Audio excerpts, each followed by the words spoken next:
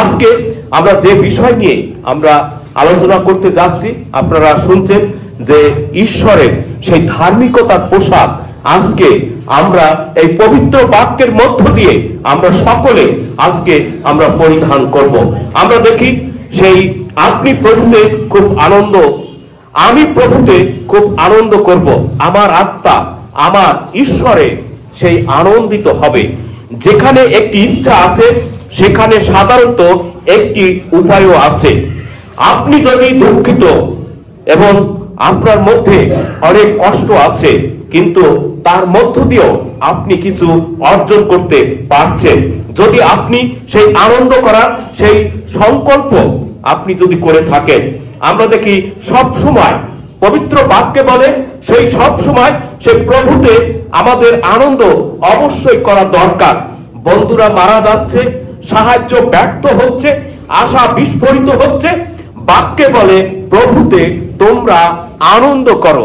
কত সুন্দর আমাদের জীবনে যখন দেখি আমরা কষ্টে আমাদের হৃদয়টা খান খান হয়ে যায়, কষ্টে আমরা সেই জীবন যুদ্ধে আমরা পরাজিত হই, কিন্তু বাইবেল বলছে যেন সেই সময়ও আমরা যেন ঈশ্বরের সর্বদা যেন আনন্দ করি। কত সুন্দর বাক্য ঈশ্বর আমাদেরকে দিয়েছেন। আমরা দেখি, আমি আরো এই সংকল্পে আমি প্রশংসা করতে চাই, কারণ আমরা এর দ্বারা প্রভুতে সেই মহান ভাবে সেই আনন্দ করার সেই সংকল্পবদ্ধ।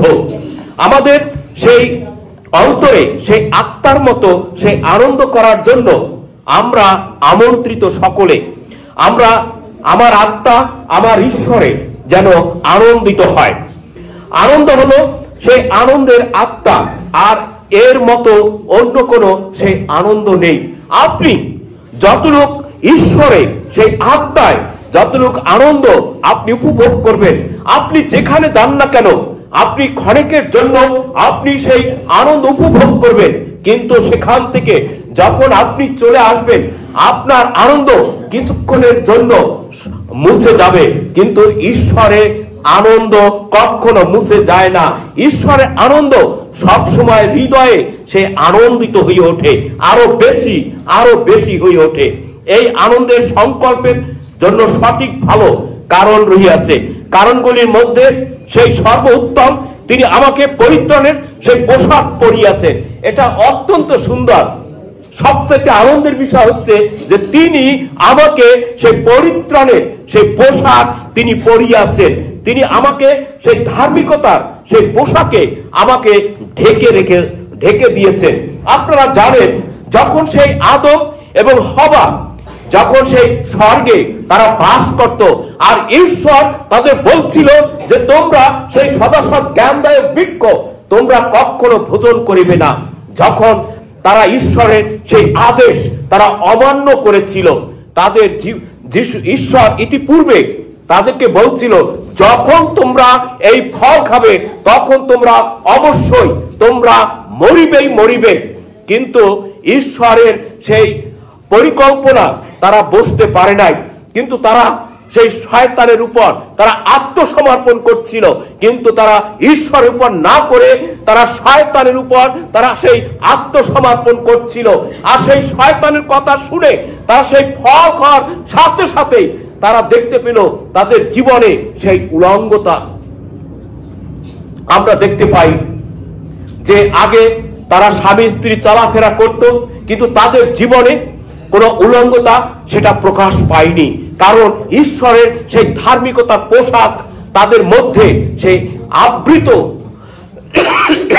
আবৃত ছিল।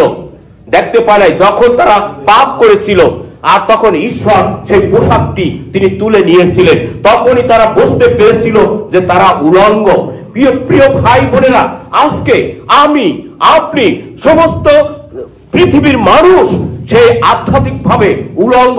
যে পর্যন্ত ঈশ্বর আমাকে আপনাকে সেই পরিত্রাণের বস্ত্র পরিধান না করিয়ে দেবেন, সেই পর্যন্ত আমি আপনি সেই উলঙ্গ অবস্থায় আছি, সেই আদম হওয়ার মতো।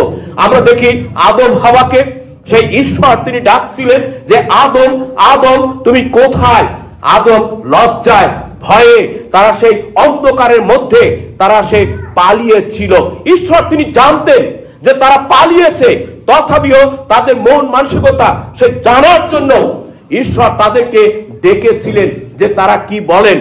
আজকে আমরা দেখতে পাই সেই আদম হাওয়া তারা বারবার সেই পাতা সেলাই করে তাদের লজ্জা নিবারণ করার চেষ্টা করেছে, কিন্তু সেই পাতাগুলি যখন শুকিয়ে ঝরে সে পড়ে যায়, তখন আবার সেই উলঙ্গতা সে প্রকাশ পায়। কিন্তু ঈশ্বর তাদেরকে কি করেছিলেন, একটি পশু সেই জবাই করে সেই তার চামড়া তাদেরকে পরিয়ে দিয়েছিলেন, যাতে তাদের সেই উলঙ্গতা যেন আর না থাকে। প্রিয় বন্ধুগণ, তিনি আমাদেরকে সেই পরিত্রাণের সেই পোশাক পরিয়েছেন। তাহলে এই পোশাক আমরা কিভাবে পরতে পারি? আমরা কিভাবে ঈশ্বর আমাদের সেই পরিত্রাণের পোশাক দিয়ে তিনি আমাদেরকে ঢেকে রাখবেন? কিন্তু পবিত্র বাইবেল বলে যেন আমরা সেই প্রভু যীশু খ্রিস্টের কাছে যেন জানুপাতি, আমরা প্রভু যীশু খ্রিস্টের কাছে যেন অনুতপ্ত হয়ে যেন আমরা ফিরে আসি, কারণ আমরা পাপী। পবিত্র বাইবেল সেই কথা বলে, যে পর্যন্ত পাপ থাকবে সেই পর্যন্ত ঈশ্বর আমাদের সেই ধার্মিকতার পোশাক দিয়ে কখনো তিনি ঢেকে রাখবেন না। বাইবেল সেই কথা বলে। আমরা দেখি তিনি আমাকে সেই পরিত্রাণের পোশাক পরিয়েছেন। এটি বলার একটি সেই কার্যকর উপায় যে তিনি আমাকে রক্ষা করেছেন। এই পোশাক পরা মানে হচ্ছে আমাকে রক্ষা করা, অর্থাৎ শয়তান থেকে আমরা মুক্তি পেয়েছি, অর্থাৎ পাপ থেকে আমি আপনি মুক্তি পেয়েছি, পাপ থেকে আমি আপনি রক্ষা পেয়েছি। এই কারণে আমাকে আপনাকে সেই পরিত্রাণের পোশাক দিয়ে ঈশ্বর সদাপ্রভু তিনি ঢেকে রেখেছেন। হালেলুয়া। আমাদের সেই নম্রতার পোশাকও পরতে হবে। বাইবেল বলে আমাদের সেই নম্রতার পোশাক পরতে হবে। খ্রিস্টানরা সঠিকভাবে সেই পোশাক পরে না যতক্ষণ না সেই পরিত্রাণের পোশাক পরে। বাইবেল বলে যে যে পর্যন্ত খ্রিস্টানরা সেই পরিত্রাণের পোশাক না পরে। আমরা দেখি সেই পরিত্রাণের এই পোশাকগুলি সেই বিবাহের সেই পোশাকের সাথে যুক্ত। বর যেমন সেই অলংকারে নিজেকে গহনা দিয়ে সাজায়, ঠিক তেমনি প্রভু আমাদের সেই পোশাক একটি আচ্ছাদন হিসাবে আমরা ব্যবহার করে থাকি। কারণ আমাদের এই দেহের জন্য সেই পোশাকে সেই জামা কাপড়ের অত্যন্ত মূল্যবান, যাতে অন্যেরা আমাদের জীবনের সেই উলঙ্গতা যেন কেউ দেখতে না পারে। তাই আজকে আমরা সেই পোশাক পরিধান করছি এই কারণেই, কারণ আমরা যদি লক্ষ্য করি সেই পোশাক সে আত্মিকভাবে আমাদের জীবনে অত্যন্ত গুরুত্বপূর্ণ, যাতে আমরা ঈশ্বরের সামনে সেই লজ্জায় সেই মাটিতে লুটিয়ে না পড়ি। আমরা যেন ঈশ্বরের সামনে যেন আমরা দাঁড়াতে পারি, অর্থাৎ সেই পাপ নিয়ে সেই উলঙ্গতা নিয়ে আমরা কখনো ঈশ্বরের সামনে আমরা দাঁড়াইতে পারি না। তাই আমাদের প্রত্যেকটা বিশ্বাসী আমাদের সেই পোশাক, আমাদের সেই পরিত্রাণের পোশাক ঈশ্বর তিনি সেই অনুগ্রহ ভাবে তিনি দান করেছেন, যেন আমরা প্রত্যেকেই যেন সেই পোশাক যেন পরিধান করি। আমি ঈশ্বরের সেই পরিত্রাণের পোশাকের মহিমার প্রতি আপনাদেরকে সেই দৃষ্টি সেই আকর্ষণ করছি। ঈশ্বর সম্পূর্ণরূপে আমাদের সমস্ত অন্যায়কে আবৃত করে আমাদের সমস্ত পাপ তিনি মুছে ফেলেছেন। পরিত্রাণের পোশাক একটি অলংকার, কারণ এটি আপনার প্রতিবাসীদের কাছে আপনার মধ্যে সেই ঈশ্বরকে সেই প্রকাশ করে। পবিত্র বাইবেল সেই কথা বলে পোশাক সেই একজন অবস্থা বা পেশার চিহ্ন হিসাবে সেই পোশাক সেই ব্যবহৃত হয়ে থাকে। আমরা জানি সেই রাজা, সেই পুরোহিত, সেই বিচারক এবং সেই রাষ্ট্রের সেই কর্মকর্তারা সেই তাদের সেই বাস্তব বা নিহত শ্রেষ্ঠত্ব সেই নিদর্শন করার জন্য তারা সেই বিভিন্নভাবে বিভিন্ন রকমের সেই পোশাক তারা পরে থাকে। এই পৃথিবীতে সেই খ্রিস্টান সেই জনগণকে তাদের সেই আচরণের সেই পোশাক দ্বারা সেই বিচার করা হবে। তিনি আমাদের পোশাক পরিয়েছেন। সেই পরিত্রাণ কোথায় পাওয়া যায়? তিনি সেই পরিত্রাণের সেই পোশাক আমাদেরকে পরিয়েছেন, কিন্তু সেই পরিত্রাণ কোথায়? কোথায়? কেউ জানেন না? কেউ কি পরিত্রাণ পেয়েছেন? কতজন পাইছেন? একটু হাত দেখান তো। আমি পাইছি পরিত্রাণ। আর কেউ পান নাই পরিত্রাণ? হ্যাঁ, আপনিও পান নাই? তা কেউ তো হাত দেখান না, ব্যাপার কি? আসলে আমাদের মধ্যে এখনো সন্দেহ আছে যে পরিত্রাণ আমরা পেয়েছি কিনা। আপনারা যিশুকে চেনেন? চেনেন? চেনেন? তাহলে পরিত্রাণ কোথায় থেকে আসে? এইখানে আমরা দেখি সেই পরিত্রাণ কোথায়? সেই খ্রিস্টে, এবং খ্রিস্ট আমাদের মধ্যে এবং আমাদের জন্য, অর্থাৎ খ্রিস্টের মধ্য দিয়ে আমরা সেই পরিত্রাণ পাই। হালেলুয়া! এই পরিত্রাণ অন্য কেউ দিতে পারে না। এই পরিত্রাণ আপনি ভালো কাজ করে আপনি অর্জন করতে পারেন না। এই পরিত্রাণ হচ্ছে সেই প্রভু যীশু খ্রিস্ট, তিনি আমাদেরকে সেই অনুগ্রহ, সেই দান তিনি দিয়েছেন, যেন এই পরিত্রাণের মধ্য দিয়ে আমরা যেন সেই পাপ থেকে, সেই মৃত্যু, আত্মিক মৃত্যু থেকে যেন রক্ষা পেতে পারি। তাই প্রিয় ভাই বোনেরা, সেই পরিত্রাণ আসে প্রভু যীশু খ্রিস্টের মধ্য দিয়ে। বলেন আমেন। আমরা দেখি পবিত্র, যিনি কোনো পাপ জানেন না তিনি আমাদের জন্য পাপ করেন, তাতে আমরা তার মধ্যে ঈশ্বরের ধার্মিকতা হতে পারি। 2 করিন্থী 5 অধ্যায় সেই 21 পদে লেখা আছে, কিন্তু সবাই ঈশ্বরের কাছ থেকে, যিনি যীশু খ্রিস্টের মাধ্যমে নিজের সঙ্গে আমাদের পুনর্মিলনের সেই পরিচর্যার ভার তিনি দিয়েছেন। অর্থাৎ ঈশ্বর সেই খ্রিস্টের মধ্যে ছিলেন, নিজের সাথে জগৎকে তিনি পুনর্মিলন করেছিলেন। যিশু আমাদের সেই অপরাধের হিসাব তিনি কখনো করেন না। কিন্তু আমি আপনি, কিন্তু দেখেন, যদি কেউ সাথে কোনো গন্ডগোল করি, কেউ সাথে যদি আমাদের ঝগড়াঝাটি হয়ে থাকে, সমস্ত কিছু আমাদের হৃদয়ে আমরা সব সময়ের জন্য আমরা মনে রাখি। কিন্তু আমাদের প্রভু যীশু খ্রিস্ট তিনি বলছেন যে আমাদের অপরাধের হিসাব কখনো তিনি করেন না। যখন একজন বিশ্বাসী, যখন প্রভু যীশু খ্রিস্টকে ভালোবেসে উদ্ধার পায়, আর সঙ্গে সঙ্গে সমস্ত পাপ ঈশ্বর ভুলে যান, আর কখনো সেই পাপ তিনি স্মরণে আনেন না। পবিত্র বাইবেল সেই কথা বলছে।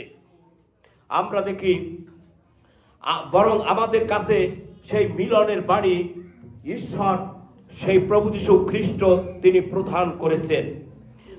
আমরা দেখি প্রকাশিত বাক্য সেই 19 অধ্যায় 14 পদ, আর সর্বস্ত সৈন্যগণ তাহার অনুগমন করে, তাহারা শুল্ক বস্ত্র অশ্বে আরোহী এবং শ্বেত সূচি মসিনা বস্ত্র পরিহিত। আমাদের ধার্মিকতার পোশাক আমাদেরকে পরিয়াছে। সেই ধার্মিকতার পোশাক সেই ভোরের মতো সেই উজ্জ্বল হয়ে ওঠে। যিশু সেই পরিত্রাণ, সেই জ্বলন্ত সেই মশালের মতো হয়ে ওঠে। এই মুহূর্তে সেই পরিত্রাণ একটি সেই বাগানের সেই মাটির সেই বীজের মতো লুকিয়ে আছে। যিশায় 61 অধ্যায় সেই 11 পদে লেখা আছে, কিন্তু সেই দিন আসছে যখন সেই পরিত্রাণ সমস্ত জাতি, এই পৃথিবীর মানুষ দেখতে পাবে। বিদ্রোহ সেই পুত্রের কথা আমরা প্রত্যেকেই জানি, অর্থাৎ সেই অপবায়ী পুত্র। সেই লোকলিখিত সুসমাচার সেই 15 অধ্যায়ে তার সেই লজ্জা এবং অপমানে তিনি বাড়ি ফিরে আসছিলেন। আমরা তাকে সেই অবিলম্বে তার সেই বাবার পোশাক দেওয়া হয়েছিল। এটি তার পুরানো সেই পাপ আত্মার সমস্ত কিছু সেই অবসর হয়। আমরা যখন পাপ করি, আমাদের পুরানো সেই পাপ আত্মা যখন ঈশ্বরের পোশাক পরিধান করি, তখন সমস্ত কিছু সেই অপবায় পুত্রের সেই পাপ আত্মা যেভাবে অবসান হয়েছিল, তার মধ্যে সেই নূতনকৃত তার জীবন শুরু হয়েছিল, আমাদেরও তদ্রূপ সেইভাবে আমাদের জীবনটা নূতন হয়ে ওঠে। সেই পাপ আত্মা সেই অবসান হয়ে যায় যখন ঈশ্বরের সেই পোশাক আমরা পরিধান করি। আমরা দেখি তাকে অবিলম্বে তার বাবার পোশাক দেওয়া হয় এবং তার ইচ্ছার সেই সমর্থনকে সে চিহ্নিত করেছিল। পুত্র তার পিতার সাথে সম্পর্কের মধ্যে সেই পরিষ্কার, সেই নূতন, সেই জীবনের পথিক তাহাকে আবৃত করার সেই অনুমতি দেয়। এখানে পিতা বলছেন তিনি মারা গিয়েছিলেন, কিন্তু যখন আবার জীবিত, এটি তার পুত্র সন্তানের সূচনা ঘটেছিল। তিনি একজন দাস তিনি ছিলেন না। সেই পোশাকটি তাহাকে সেই পরিবারের সেই একটি সম্মান, সেই জনক, সেই অবস্থায় তাকে দিয়েছিলেন। বাড়িতে ফিরে তাহাকে সেই পিতা সেই স্বাগত তাকে জানিয়েছিলেন। এটা অত্যন্ত আনন্দের বিষয় যে পাপ করা সত্ত্বেও সেই পিতা তাকে সেই পোশাক দিয়েছিলেন। সেই পাপ করা সত্ত্বেও তাকে যখন ফিরে আসলেন বাড়িতে, সেই পিতা তাকে সেই স্বাগত তিনি জানিয়েছিলেন। এটা কত না আনন্দ! শুধু তাই নয়, সেই পিতা সেই দাসগণকে তিনি বলছিলেন তোমরা আনন্দ করো, তোমরা আনন্দ করো। প্রিয় ভাই বোনেরা, যখন আপনি ঈশ্বরের কাছে ফিরে আসি, তখন স্বর্গের দূতেরা আনন্দ করে। তারা আনন্দ করে, কারণ আমরা সেই পাপ আত্মা থেকে আমরা ঈশ্বরের কাছে আমরা ফিরে আসি। তখনই স্বর্গে আনন্দ হয়। এই পৃথিবীতে কেউ আনন্দ করুক বা না করুক, সেটা আমার আপনার যায় আসে না, কিন্তু স্বর্গে আমার আপনার জন্য সেই স্বর্গদূত তারা আনন্দ করেন। কারণ সেই অপবায় পুত্র ফিরে আসছিল। পিতা বলছিল তোমরা আনন্দ করো, আনন্দ করো, আনন্দ করো। কত সুন্দর আমরা সেই পবিত্র বাক্যে আমরা দেখতে পাই। আমরা দেখি এটিকে সেই ধার্মিকতায় সেই দাঁড়ানোর সেই অনুমতি দেয়। ভবিষ্যতে তাকে তার পিতার মতো সেই খ্যাতি এবং চরিত্র সেই দেয়, কারণ তিনি পারিবারিক কাজে তার স্থান গ্রহণ করেছিলেন। পিতার পোশাক পরিবর্তিত সেই হৃদয়ে একটি বাহ্যিক সেই চিহ্ন ছিল। আমরা দেখি বাস্তবতা হলো একটি পোশাক, সেই ভিতর থেকে সেই পোশাকটি আমাদের পরতে হয়।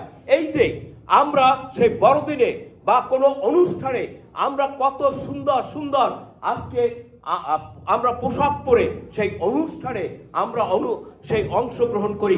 আজকে আপনারা অনেকে আসছেন সেই সুন্দর কাপড় চোপড় পরে, কিন্তু এই পোশাক আর সেই ঈশ্বরের সেই ধার্মিকতার পোশাক, ঈশ্বরের সেই পরিত্রাণের পোশাক, সেই রাত দিন সেটা পার্থক্য যা আমরা ভাষায় প্রকাশ করতে পারি না। প্রিয় বন্ধুগণ, এটা হচ্ছে একটি পোশাক, তা হচ্ছে ভিতর থেকে আমাদের পড়তে হবে। সেই বাহ্যিকভাবে সেই পড়লে চলবে না, কিন্তু আত্মার মধ্য দিয়ে সেই পোশাক আমার আপনার পরিধান করতে হবে। ক্রুশে সেই খ্রিস্টের মৃত্যুর মাধ্যমে সেই পিতা ঈশ্বর যে পোশাকগুলি প্রদান করেন, তা আমাদের প্রত্যেককে সে পরা উচিত। কারণ প্রভু যীশু খ্রিস্ট তিনি সেই ক্রুশে সে মৃত্যুবরণ করেই কিন্তু সেই পোশাক আমাদেরকে তিনি দান করেছেন অনুগ্রহের মধ্য দিয়ে, যেন সেই পোশাক আমরা পরিধান করি। আমরা যখন ধার্মিকতার পরিচ্ছন্ন সাদা পোশাক পরিধান করার জন্য নিজেদেরকে দান করার সূচনা করি, তখন আমরা সেই পুত্রত্বের এবং নতুন জীবনের অবিশ্বাস্য সেই সুবিধাগুলি আমরা ভোগ করে থাকি। এটা একটি দৈনিক সেই ক্রমাগত পছন্দ সেই খ্রিস্টের উপর আমাদের প্রত্যেকের রাখা উচিত, এবং পাপকে এক পাশে রেখে দেওয়া। কিছু কিছু লোক তাদের সেই পাপের সেই ন্যাকড়ার সেই টুকরোগুলি তাদের পকেটে তারা লুকিয়ে রাখে। তারা অহংকার, ক্রোধ, সেই তিক্ততা, সেই লালসা এবং হিংসা ইত্যাদিকে সেই ছেড়ে দিতে তারা চায় না, বরং তারা হৃদয়ে এইগুলি পুষে রাখে। এই জন্যে তাদের জীবনে সেই ঈশ্বরের সেই পরিত্রাণের পোশাক ভাগ্যে জোটে না, কারণ এইগুলা আমাদের ত্যাগ করতে হবে। পকেটে সেই ন্যাকড়ার মতো আমরা সেই হিংসা নিন্দা যদি রাখি, তাহলে কখনোই আমরা পরিত্রাণ পেতে পারি না। ঈশ্বর আমাদেরকে তাহলে পছন্দ করবেন না, এবং ঈশ্বর তিনি সেই পোশাক দিয়ে আমাদের কখনো তিনি ঢেকে রাখবেন না। খ্রিস্টের পোশাক পরিধান করা এবং তার প্রভুত্বের সেই উপাসনা করার চেয়েও সেই পুরাণুকে সেই পরিধান করা এবং প্রলোভনের কাছে নত হওয়া অত্যন্ত সহজ। প্রিয় বন্ধুগণ, আমি আজ কি পরিধান করতে চাই? পুরানো পাপ পোশাক বা খ্রিস্টে আপনার পিতা ঈশ্বরের সেই উজ্জ্বল, সেই সাদা, ধবধবে সাদা সেই নতুন পোশাক? যিনি কোনো পাপ জানেন না, তিনি আমাদের জন্য তিনি পাপ করেছেন, যাতে আমরা তার মধ্যে ঈশ্বরের সেই ধার্মিকতা যেন আমরা লাভ করতে পারি। 2 করিন্থীয় 5 অধ্যায় সেই 21 পদ আমরা দেখি। সেই 2 করিন্থীয় সেই 5 অধ্যায় সেই 20 পদে লেখা আছে, তাই আমরা খ্রিস্টের পক্ষে সেই রাজদূতের সেই কর্ম করিতেছি। আমি সেই খ্রিস্টের পক্ষ থেকে আপনাদের সকলকে এই সময় অনুরোধ করছি, ঈশ্বরের সাথে আপনারা পুনর্মিলন করুন। আমাদের জন্য যে পাপ করেছে, যাতে আমরা তার মধ্যে ঈশ্বরের সেই ধার্মিকতা যেন আমরা লাভ করতে পারি। আমরা দেখি পাপের সেই অভিযোগ, তিনি কোনো পাপ জানতেন না, অর্থাৎ প্রভু যীশু খ্রিস্ট তিনি কোনো পাপ জানতেন না। তিনি আমাদের পাপের ভার এবং সে পরিণতি নিজের উপর তিনি নিয়েছিলেন। এটি ছিল সেই মানব জাতির সেই পাপত্বের সাথে একটি স্বেচ্ছাসেবী সেই পরিচয়। আমরা দেখি ঈশ্বরের সেই ধার্মিকতা হওয়া যিশায় সেই 61 অধ্যায় সেই 10 পদে শেষের অংশ এই ঐশ্বরিক সেই বিনিময়ের সেই রূপান্তরমূলক সেই পাপের ফলাফল সেই ঘোষণা করে খ্রিস্টের প্রতি আমাদের সেই পাপের সেই অভিযোগের মাধ্যমে একটি গভীর সেই লেনদেন ঘটে। আমরা পরিবর্তে তার মধ্যে ঈশ্বরের সেই ধার্মিকতা হয়ে উঠি। এটি নিছক কোনো আইনি সেই ঘোষণা নয়, কারণ ঈশ্বর তিনি প্রেমময়, তিনি আমাদেরকে ভালোবেসে তিনি সেই বস্ত্র আমাদেরকে দিয়েছেন, বরং একটি আধ্যাত্মিক বাস্তবতা, যেখানে বিশ্বাসীদের সেই খ্রিস্টের সাথে তাদের মিলনের মাধ্যমে ঈশ্বরের ধার্মিকতা সেটা দেওয়া হয়। তাৎপর্য এবং প্রতিফলন বিনিময়ে সেই মাধ্যমে সেই মুক্তি, অর্থাৎ 2 করিন্থীয় সেই 5 অধ্যায় সেই 21 পদে আছে, বিনিময় হিসাবে মুক্তির প্রকৃতিকে সেই আন্ডারস্কোর করে সেই নিষ্পাপ খ্রিস্ট স্বেচ্ছায় আমাদের পাপের বোঝা তিনি নিজে বহন করেছিলেন, এবং বিনিময়ে যারা তাহাকে বিশ্বাস করে তারা ঈশ্বরের সেই ধার্মিকতা তারা লাভ করে। তাই বিনিময় হল ঐশ্বরিক প্রেম, করুণা এবং অনুগ্রহের একটি প্রদর্শন, যা আমাদের সেই মুক্তির সেই অপরিমেয় সেই মূল্যকে তুলে ধরে। খ্রিস্টের সাথে পরিচয় আমাদের সেই পাপের সাথে তার সেই একাত্মতার সেই গভীরতার সেই উপরে জোর দেয়। যে যিশু ঈশ্বরের সেই নিষ্পুত্র আমাদের ভগ্নতা এবং আমাদের পাপিত্বের মধ্যে তিনি প্রবেশ করেছিলেন, আমাদের পক্ষ থেকে সেই ফলাফল তিনি বহন করেছিলেন। এই গভীর সেই শনাক্তকরণ সেই বিশ্বাসীদেরকে সেই ঈশ্বরের প্রেমের সেই গভীরতা এবং খ্রিস্টের সেই আত্মত্যাগের সেই ব্যক্তিগত প্রকৃতি চেনার জন্য তিনি আমাদেরকে সেই আমন্ত্রণ জানান। সেই অবস্থাগত সেই ধার্মিকতা, ঈশ্বরের ধার্মিকতা হওয়ার সেই ধারণাটি সেই বিশ্বাসীদের কাছে অভিযুক্ত সেই অবস্থাগত ধার্মিকদের সাথে সেই কথা বলে। ব্যক্তিগত যোগ্যতার উপর ভিত্তি করে নয়, বরং সেই খ্রিস্টের সেই বিশ্বাসের মাধ্যমে সেই প্রাপ্ত একটি উপহার। ধার্মিকতা সেই বিশ্বাসীদেরকে সেই ঈশ্বরের সাথে একটি পুনঃস্থাপন সম্পর্কে অবস্থানে রাখে। সেই পাপের দোষ ও নিন্দা থেকে আমাদেরকে তিনি মুক্ত করেন। এই সমস্ত আনন্দ, পরিত্রাণ এবং ধার্মিকতার পোশাক পরা, সেই অঙ্কুরিত হওয়া এবং বেড়ে ওঠা, ধার্মিকতা প্রশংসা, স্বর্গীয় প্রেমিক এবং মালিক ঈশ্বরের করুণাময় উপহার। আজকে ঈশ্বর তিনি আমাদেরকে ভালোবেসে তার একমাত্র পুত্রকে তিনি দিয়েছিলেন, যাতে আমাদের সমস্ত পাপের বোঝা তিনি বহন করতে পারেন। কারণ এই পাপের বোঝা আমি আপনি কখনো বহন করতে পারি না, এবং এই পাপের বোঝা আমি আপনি কখনো বহন করতে পারবো না। বাইবেল সেই কথা বলে। আজকে যারা সেই পরিত্রাণের সেই পোশাক যারা পরিধান করেছে, দেখবেন তাদের মুখে সব সময় সেই হাসি, আনন্দ, তাদের হৃদয়টা ভরে ওঠে। কারণ দুঃখ, কষ্ট, সেই ব্যথা বেদনার সময়ও সেই পবিত্র বাইবেল বলে যে তারা সব সময় তারা ঈশ্বরে সেই ধন্যবাদ করে। তাই আজকে আমি আপনাদেরকে সেই বলিষ্ঠ কণ্ঠে এই সময় বলতে চাই, প্রিয় ভাই বোনেরা, যারা এখনো সেই পরিত্রাণের পোশাক আপনারা পরিধান করেন নাই, আপনাদের জীবনে হয়তো বোঝা যাচ্ছে যে কার জীবনে অনেক সমস্যা আছে। সেই সমস্যার কারণে আপনি সেই পরিত্রাণের পোশাক পরতে আপনি ভয় পেয়েছেন। এই পোশাক না পরলে কখনো আমি আপনি সেই স্বর্গে যেতে পারবো না। আমি আপনি মৃত্যুর পরে কোথায় যাব, কি করব,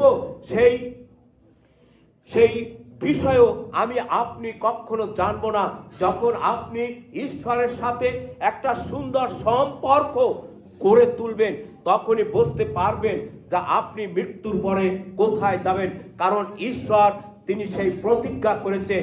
ঈশ্বর তিনি বলছেন যে আমি পথ, আমি সত্য, আমি জীবন, আমার দিয়ে না আসলে কেহ পিতার রাজ্যে প্রবেশ করতে পারে না।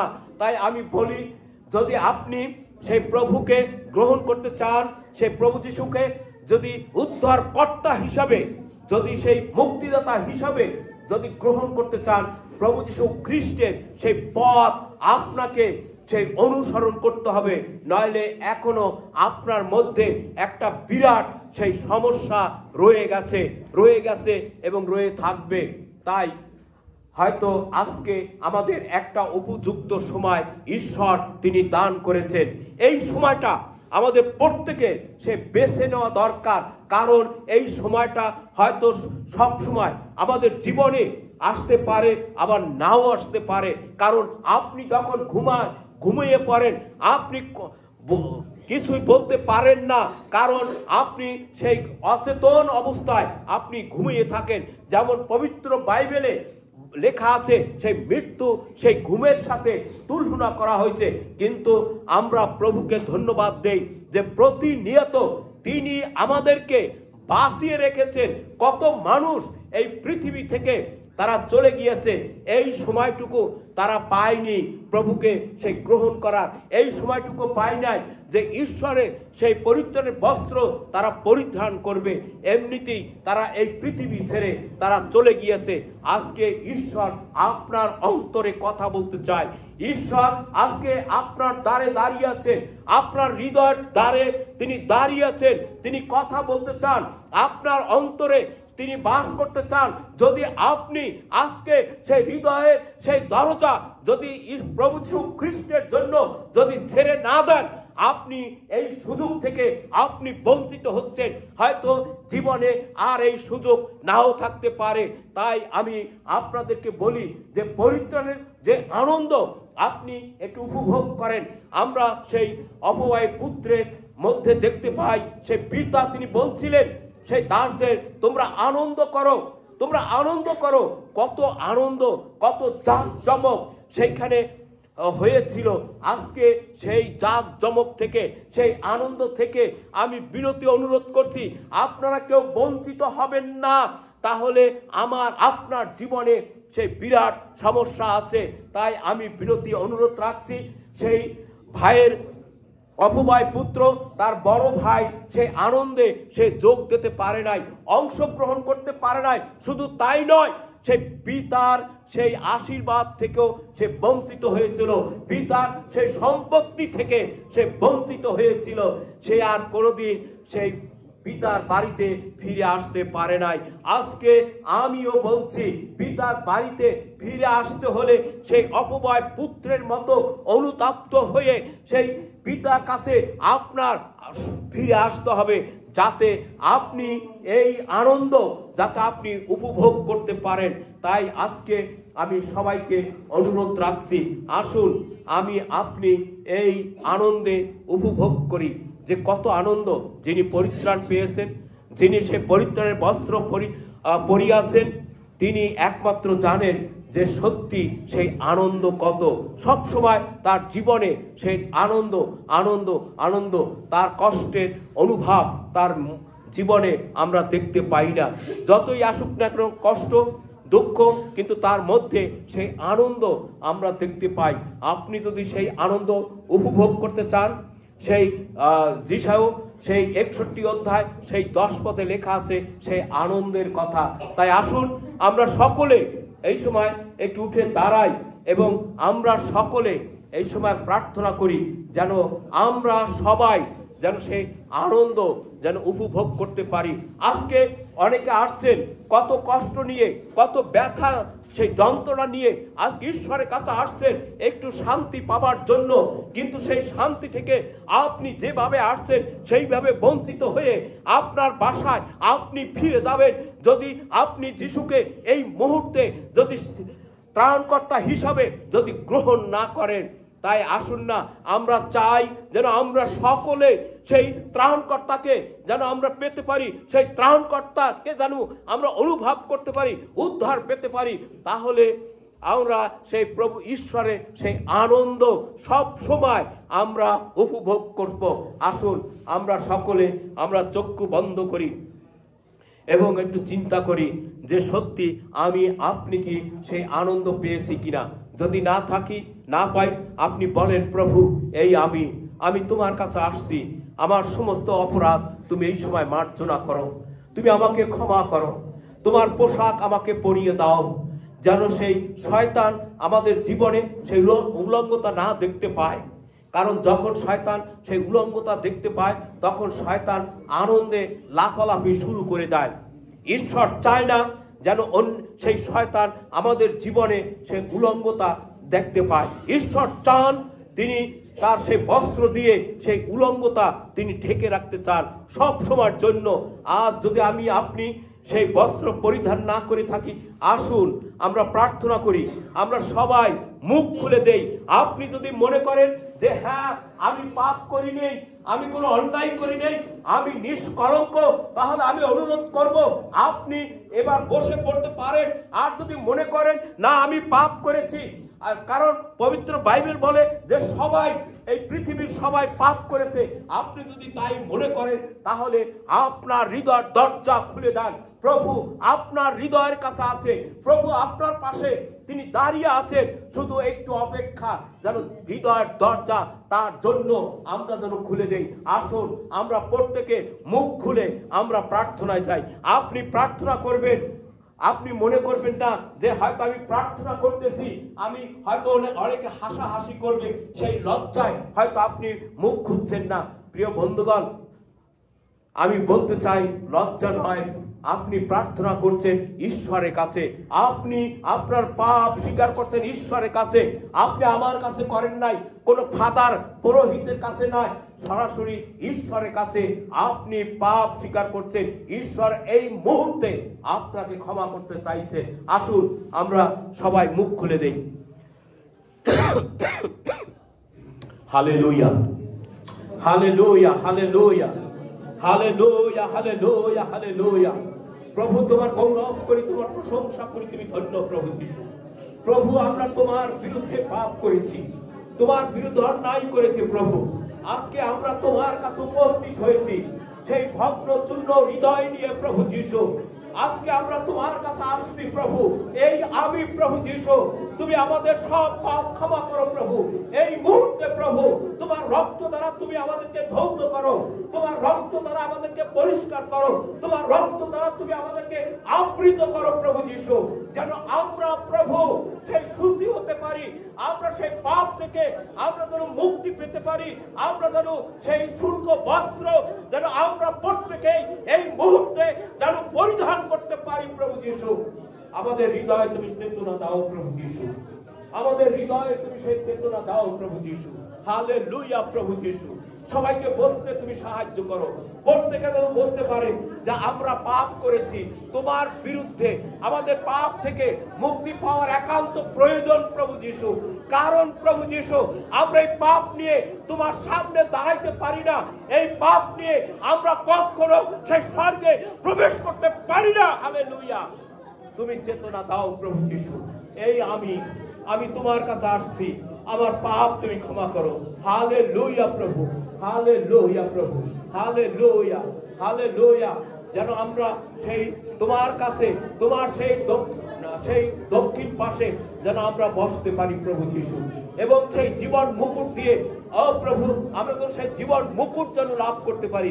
ধন্য তোমার নাম প্রভু যিশু। হালেলুয়া প্রভু। আমরা যেন সব সময় যেন তোমার গৌরব করি, প্রশংসা করি, আনন্দ করি প্রভু যিশু। হালেলুয়া। প্রত্যেকের হৃদয়ে তুমি এই সময় উৎসাহ দাও প্রভু যিশু। অনেকের হৃদয় সেই প্রভু দুঃখে কষ্টে হৃদয় খান খান হয়ে যাচ্ছে প্রভু। তারা মনে করছে তাদের জীবনে হয়তো আর সেই আগের মতো ফিরে আসবে না। ও প্রভু তোমার কাছে প্রার্থনা করছি, তুমি তাদের হৃদয় সেই সুন্দরভাবে তুমি জোড়া লাগিয়ে দাও প্রভু যিশু। তাদের হৃদয়ে সেই আনন্দ তুমি দাও প্রভু। সমস্ত দুঃখ ব্যথা বেদনা তোমার নামে প্রভু যিশু আমরা এই সবাই প্রতিহত করি প্রভু যিশু। হালেলুয়া প্রভু যিশু। আজকে আমরা যারা আসছি প্রভু যিশু, আমরা যেন কেউ যেন সেই শূন্য হৃদয় নিয়ে প্রভু তোমার কাছ থেকে যেন ফিরে না যাই প্রভু। তুমি প্রত্যেকে স্পর্শ করো, তুমি আশীর্বাদ করো, তুমি মঙ্গল করো প্রভু যিশু। ধন্য তোমার নাম প্রভু যিশু। হালেলুয়া, হালেলুয়া প্রভু যিশু। এই প্রার্থনা আমাদের মৃত্যুঞ্জয়ী সেই প্রভু যিশু খ্রিস্ট